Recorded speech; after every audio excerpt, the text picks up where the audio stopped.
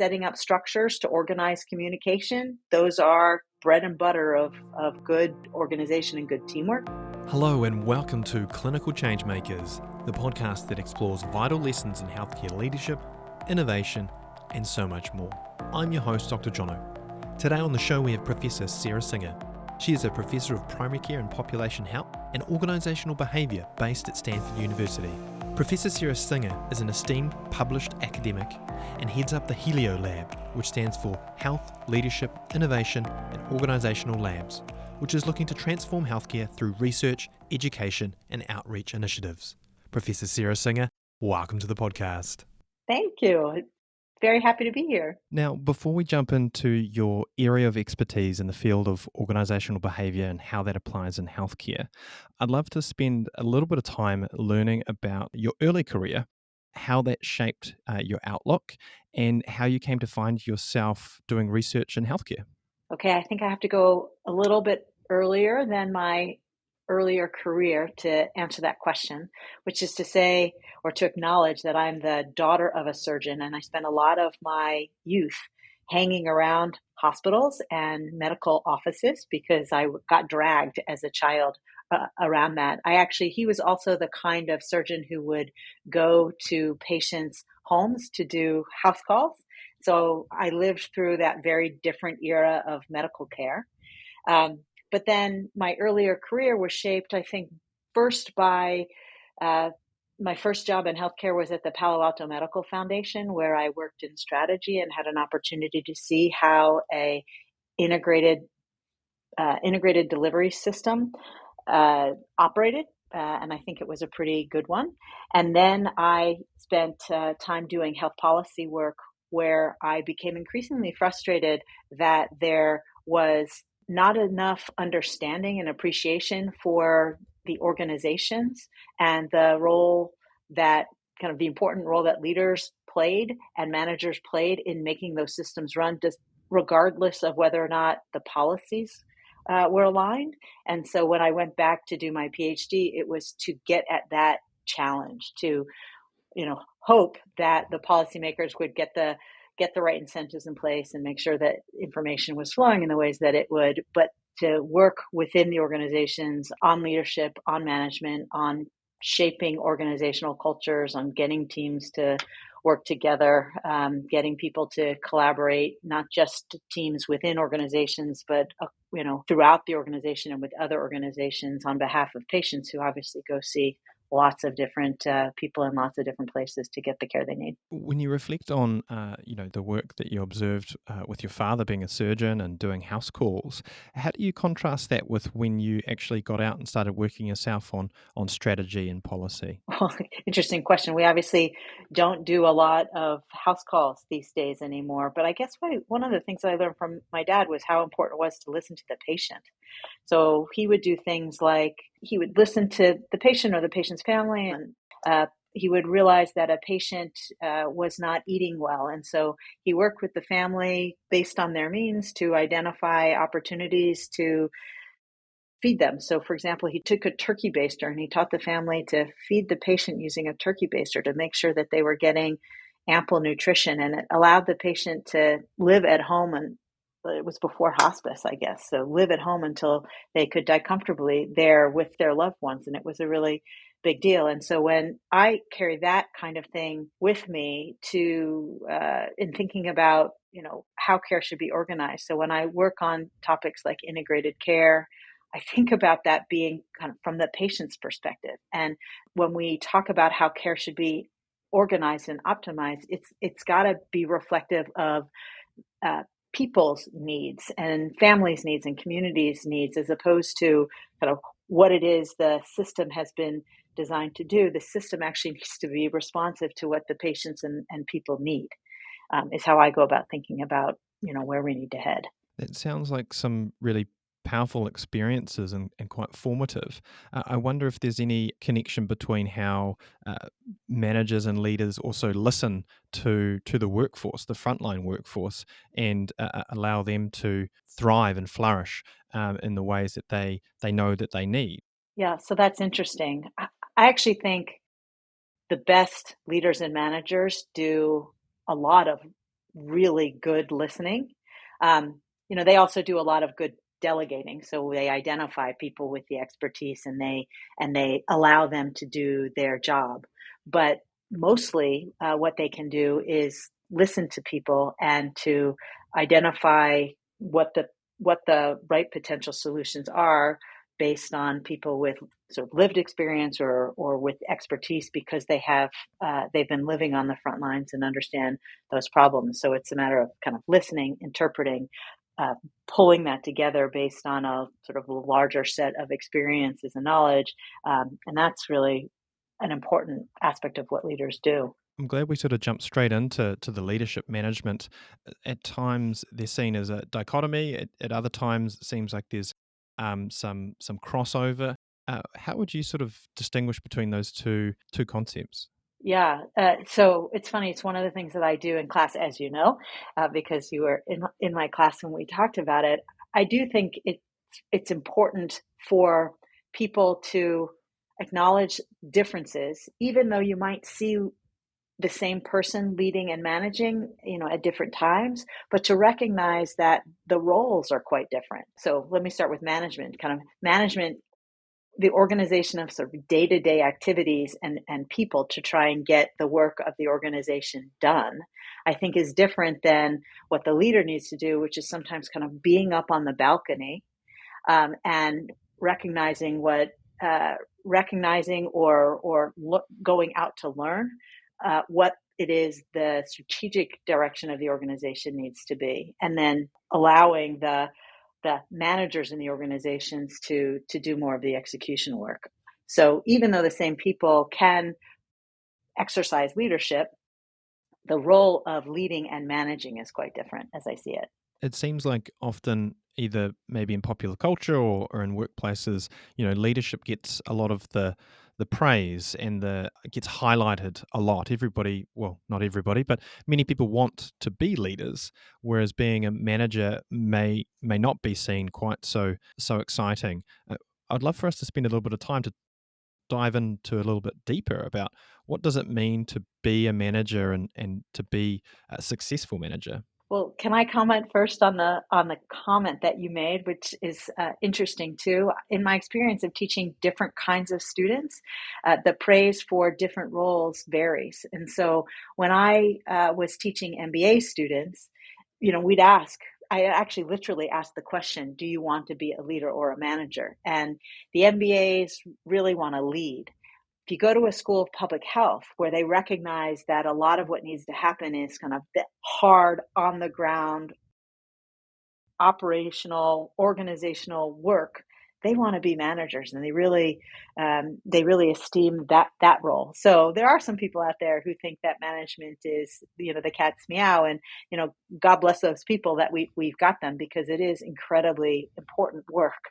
So there's that difference. I was just reflecting on my own practice, and I think often clinicians who are seeing patients day in day out, there can be a not quite conflict, but sometimes a differencing of goals and ability to fulfill those goals between themselves and managers, and so it can be sometimes challenging relationships where we need to get better at working together and understand which each other's needs are. If there's particular operational goals, throughput, or quality outcomes, or something to that effect, that one group is trying to get that performance out of the other, and so sometimes that can be a challenging dynamic. What does it look like to be an effective manager in a healthcare setting? Okay, so that's an interesting question, because, of course, the healthcare setting, in many ways, is different than others. Although in some ways it's less so. I think of it, in this regard, it's sort of similar to, for example, an academic institution where you have faculty, professors running around, and you've got people who are trying to manage them, make sure that they get to the courses and teach the courses, make sure that the grants are doing the things that the grants promise that they'll do. And in the same way, in a healthcare setting, you've got physicians and other clinicians trying to care for their patients, and the managers who are trying to make sure that the operations of a particular clinic or a unit within a healthcare setting is working well. And so you've got this strange hierarchical discrepancy because very often it's the faculty member or the physician who is seen as a higher status member. So you have a reversal compared to a regular or an other kind of organization, a manufacturing organization or some other more traditional model. And so finding the right balance there can make the management actually quite difficult. So being a manager where you don't have the same kind of status and authority over the people that you are managing is a different kind of challenge. Could really just imagine parallel lines of authority or hierarchy within these organizations where physicians relate to each other in a particular way, and then the managers in the organization as a whole relates to one another in a slightly different way, perhaps. And then that makes accountability and responsibility quite challenging when you have subject matter experts who can be, absolute technically amazing in their field and what they do for their patients, but that accountability from the manager's perspective, and the manager is attempting to fulfill the goals of the organization as well, a potential tension or crossroads between those two groups. That's right. So, you don't have a purely hierarchical model. So you can't have somebody who, sits up at top to say, I want you to do X, and then everybody sort of jumps through whatever hoops the person lays out. Instead, you have a model where you have to be somewhat more strategic. You have to identify your sources of power and use those sources of power to influence the people who you want to enact whatever it is you're asking of them to do. Hopefully you're asking them to do things that they want to do anyway. And so there's an alignment and it works really well that way. But where you don't, you can look to where you've got power. You've got personal sources of power because, you've done this person a favor before. And so they owe you one. You've got positional sources of power because you are in fact hired to make sure that the trains run on time, or you have relational power. Somebody who has kind of some influence, a great relationship with the person who you're trying to influence. Those sources of power can be brought to bear to try to make someone change. And then you have your ability to communicate. If you're very effective at explaining to someone why something needs to happen and how something needs to happen, you're more likely to be effective at persuading them to do what you're asking them to do.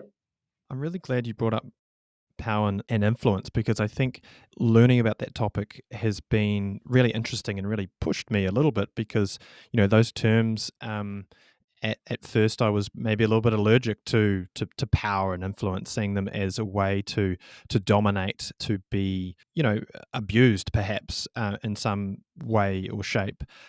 But I guess in some sense they are artifacts of complex organizations. The ability to mobilize effort maybe is a easier way to soften that language. I wonder, how does power and influence shift throughout somebody's career? Maybe they become more senior, they gain more responsibility. Everybody just assumes, well, you've moved up the chain, so therefore you have more power. Fix the things that need to be fixed.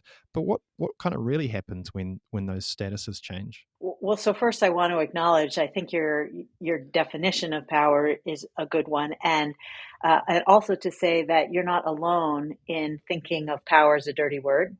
A lot of people initially kind of respond negatively to it, except what you really need to do is think about it as a sort of a potential force, as the ability to influence people to do something for the better, not necessarily for the worse. And it may be something that they want to be doing anyway. But to answer your question over the course of someone's career, I guess I think about power as something that is sort of socially relational. So at any stage in your career, you probably have uh, power sources over other people. And as you move up that career, you may have more power over more people, but there'll probably always continue to be people who have more power over you. So, you need to continually think about what are my sources of power in relation to the people who I'm trying to influence, and which sources can I bring to bear to exert the kind of influence that is going to be persuasive for somebody.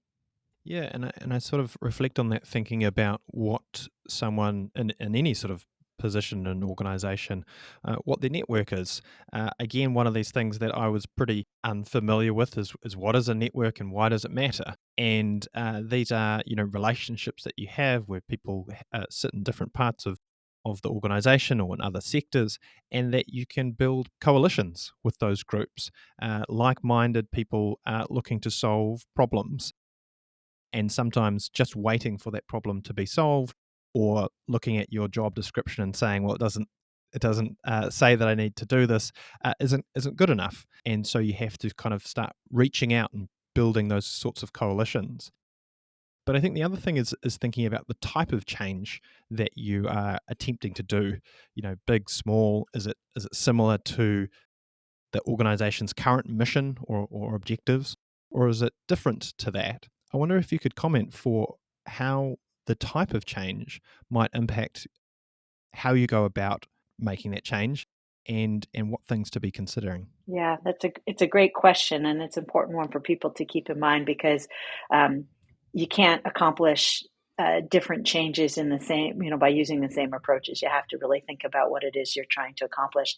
And if you think about it intuitively, it's I think easiest.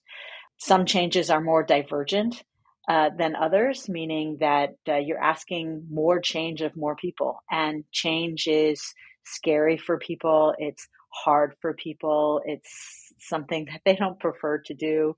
And so recognizing how much you're asking them to change is really important to knowing how to approach the change you're trying to achieve. So if you've got a really divergent change, you want to sort of identify the people who are already on board because they're interested in doing it. And then you want to pick off the people who you think are kind of relatively easy to persuade, but always recognizing that there's going to be some people out there for whom this change is just too big, and it's going to be really difficult. And so getting those people to change is going to take time. It's going to take getting everybody else on board first. It's going to take a lot of information and a lot of power combined power of a variety of people, including the people who do hold sway with those particular individuals. So that matters a lot.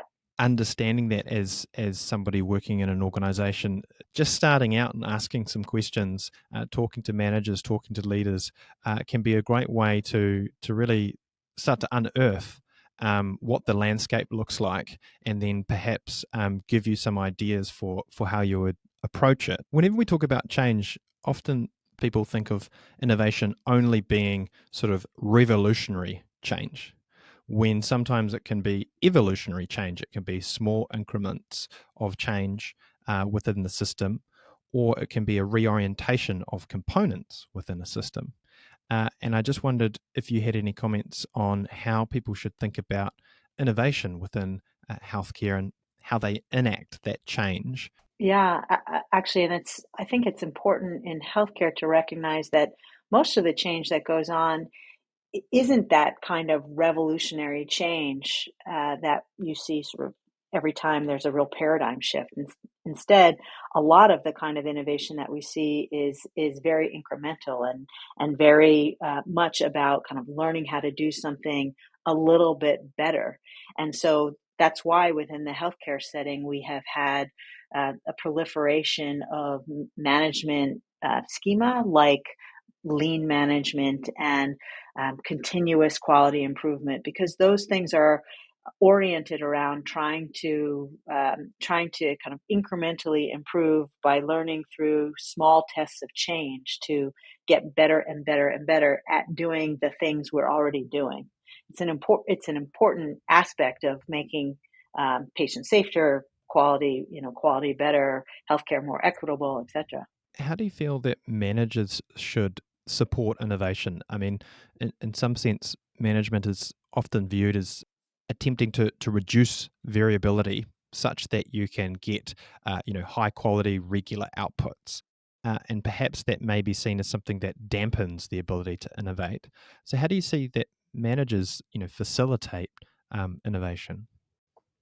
Yeah, and it's a hard question, particularly in healthcare, because you always have the danger of doing harm to a patient. So you can't have the kind of innovation that's gonna do that. But you want to create an environment where people feel like they can make suggestions that might actually make a difference. So I think you've already spoken with Amy Edmondson, who no doubt has talked a lot about sort of psychologically safe environments, but it really is a kind of core concept and key to innovation and a whole lot of other things. But with regard to innovation, sort of extending the invitation to people, sort of framing the work as one in which innovation is helpful and even necessary, will open up the possibility for people to engage, and then kind of acknowledging and appreciating the ideas that come forward, and letting people know, sort of following up to let people know what's going to happen with the idea, sort of giving them a sense of efficacy around their contribution. So even if it's not something that you're going to pursue, letting them know that you appreciated it, you spent some time thinking about it, and that it was important that they did it. We've seen, examples of people in management situations where they've said, if we don't have enough good ideas, I think we should take a break and let people go think about some more ideas so that you can kind of come back and have a better conversation, because we need to go deeper here. So part of what leaders need to do is to decide, when are we in a situation where it's important that we have a lot of new ideas, or when are we in a situation where really what we need to do is kind of incrementally improve, and framing the conversation so people understand the kind of innovation that you're looking for. Now, I'd like to take this conversation towards culture, because I feel like many of these aspects can only be truly realized when you have a culture that is allowing managers to be supportive, that has frontline workers and everyone up the chain approach problems with a maybe a learning type of mindset. But I think rather than talking about all of the obvious sort of positives in a great culture around, recruiting the right people and supporting and socializing and training the right people, I'd like to touch on what happens when a culture doesn't go so well. I think we've all experienced, sometimes it's just a feeling when we work in an organization, or even just going into a business. There is a sense that everybody there is kind of unhappy, and perhaps there's a bit of a downward spiral going on in that culture. I wondered if you could talk to what that looks like, and perhaps we could talk to the Army crew case, which is a case that you taught at Stanford in part of a master's course. Yeah, it's a great case. I highly recommend, and I love to teach it because it is so simplified, because it's about a sports team, a crew team. And what happens in it, or what you learn from it, is that when you set up two teams to work together, that there's a possibility of a downward cycle. What happens in this instance is that the crew that is assigned to be the varsity experiences kind of a lack of team identification, because they don't win by quite as much as they think they ought to win by when they're competing against the junior varsity team. And so they don't fully identify with that team. And because of that, team trust never happens. And what's going on in the background is, because of that, they're continuing to sort of lose as a team, and that generates conflict within the group, and then that sort of creates this downward cycle of poor performance. And as they perform worse, the team identification becomes less and less, the team trust continues to decline, and the conflict continues to go up, and it moves from being kind of about what the team should be doing, and it gets to be really personal. And when you get down into that downward sort of decline, it is super hard to get back up out of it to turn that situation around. What I loved about that case as well is just how methodical, the coach had been with who he chose and how people were performing and really kind of refining this perfect team on paper, and yet they weren't performing, and so it was really a really fascinating dive into that area. I agree with you completely. But when you get into the crux of what's going on in that case and how it is you might be able to intervene to have done something differently, first you recognize that as early as possible, you want to do something, because when it gets into that downward spiral, you're really in a tough situation. And sometimes you don't even see it, because you don't even see what's happening because you're so integrated into the problem itself. But what you want to do very early on is recognize perhaps that it's not just all about what's going on paper. That the team dynamic has to be working really well, and so you want to establish a set of norms that foster respect and foster trust and make it not okay for people to kind of badmouth each other and badmouth the team in order to promote the team identification. It's important that that happens early on in a team, so that they then kind of the identification and the trust reinforce each other and the conflict result. Yeah, what I'm hearing is yeah, interventions need to be somewhat drastic and being transparent up front, saying, this is where we are, this is why we think we are where we are, and this is where we need to get to, and how can we get there as a group, and really try to promote dialogue and foster trust. You need to show a bit of vulnerability, I think, to acknowledge how big that problem is, and to kind of pull out of that nosedive. Can I just comment on that a little bit? Because I think you're right. There are instances where you need to have a kind of dramatic response, and certainly if you've gone kind of down that downward cycle, it needs to be really dramatic. But it doesn't necessarily need to be draconian or something like that at the beginning. What you need to do as a leader is be really mindful of the dynamic, and if you see a downward decline beginning, you do want to intervene, but it doesn't have to be strong-handed initially. What you want to do is sort of, you can open up and ask the question, like, are we interacting in the way that we think is going to result in positive team dynamic here, or should we be doing something differently? And you can invite and allow the team to say, no, we're not. Here's what I think we could do differently, and you can build it as a team. That doesn't feel to me super supercharged or challenging or confrontative. I think that's just good management. I can imagine in other organizations, perhaps you don't have the most direct sorts of comparisons. And so sometimes these types of environments may be more insidious and perhaps less obvious, particularly if you're just joining an organization as well. How would you suggest someone who's just joining an organization kind of gets to grips with, is this me? Is this my team? Is this how we've always run? How would you kind of like identify that? Not that you've hit rock bottom, but perhaps that performance is under some duress because of the team dynamics. It's great. I think anybody joining a new organization, the thing to do is sort of learn the lay of the land as efficiently as you can. So it's can I take you out to lunch? Let me hear a little bit about your perspective and history, and help me understand the dynamic, and what should my expectations here be.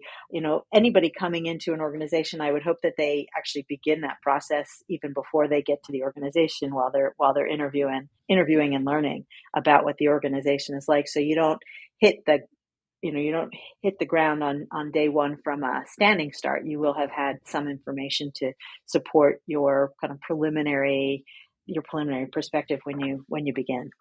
Yeah, that's some really useful advice. I wonder if we could shift gears into an area of your focus around team science. You wrote a really interesting paper around leading frontline teams during COVID, and I wondered if you could talk to some of the things that you learned during that research.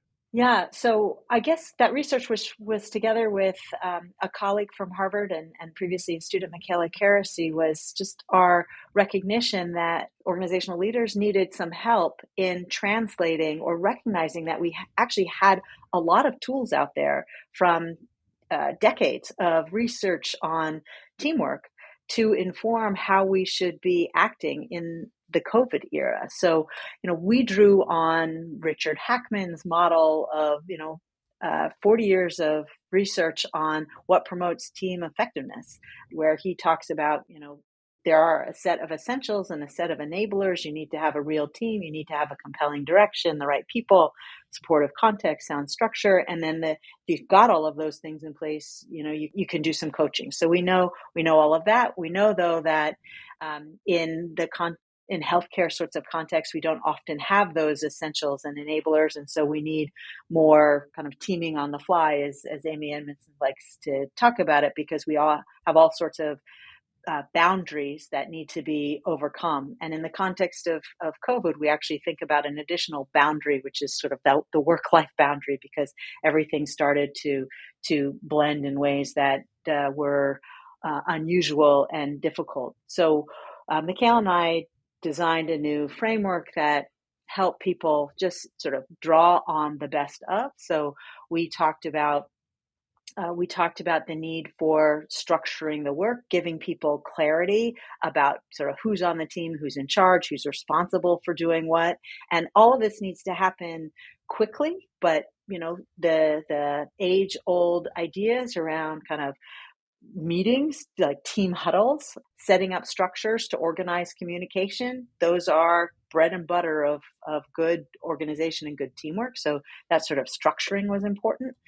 Sort of launching teams, this is sort of what we hear from, or what we learned from Richard Hackman's work early on, that the launch is critically important. So think about ways in which we could launch in the context of COVID, and now beyond COVID, these still make a lot of sense. But when you bring a new group of people, you've got to build trust. And as we were talking about the lessons from the Army crew case, it's clear you need to do that early, and you need to recognize whether that's going off the rails, and you need to find ways of making sure that happens. If you've got a group of people who have no prior knowledge or experience of each other, as was often the case in COVID, you've got to find ways of doing it really quickly, so you can sort of structure the way conversation happens. You can ask people to reflect on what they're bringing to the team and what they need from the other members of the team, and then asking people to trust that everybody was truthful in that description and agree to go forward on that basis. We also talk about sort of facilitating the work of the groups by doing things like continuing to emphasize the goals. If you see conflict arising, making sure that you're bringing people back, but giving them a sort of a regularized way of expecting what's going to happen on a daily basis. We saw that play out during COVID as being really important. And then lastly, sort of sustaining and improving the work that they're doing. We know from research that having things like structured debriefs to learn from what's just occurred, so that you can integrate that into the next time you're together, makes a big difference. Measuring what you're doing, even if it's a quick and dirty kind of a pulse measure, was very valuable during COVID, when you didn't have the opportunity to do the kind of scientific measurement work that an academic typically likes to do. But it's really important to give people feedback to know how they're doing, so that they can take it forward. So we tried to create a framework to help people think about how to do teamwork, not just kind of on the fly, but in chaotic circumstances. But it's the same kinds of things I would recommend to kind of any team under any condition. Your last point is really, I think I want to underline that, because when you were going through that framework, my first thought was going to a resuscitation in the emergency room, where you've got different clinicians, different skill sets around the table, and everybody somewhat intuitively knows what each other does because of their areas of speciality, but obviously it's vital for communication, and everybody's sort of rushing in. And I think there is a lot to reflect on your list. But importantly, what you said at the end there is its application is across healthcare teams. So in one way, the resuscitation is a clear example of this application, but it does not have to be the only application. I agree. It's a great example. Another aspect of it in the early on piece is that, when people come in, they acknowledge their role, they take a role, and then people trust that those people know what to do in that role. And that's a little bit of that kind of building swift trust that we talk about in launching a team.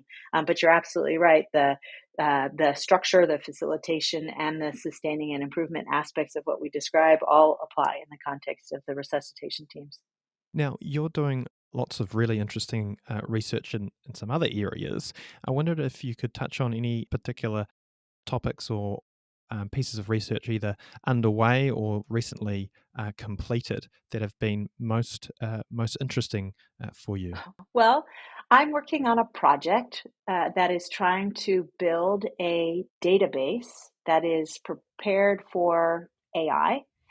And it is a team-based effort, so multiple teams across multiple institutions working together to collect data on patients with diabetes in order to create an equitable and just data set that others can use in the context of AI. And there's a lot of work from a lot of people going on. There are a number of layers on top of those teams because they're trying to pull several of them together. And then sitting on top of that is kind of the NIH that's trying to direct the whole program. And what's interesting is just how we all fall into the same patterns of dysfunction that we've been writing about for all these years, and how hard it is to actually do it.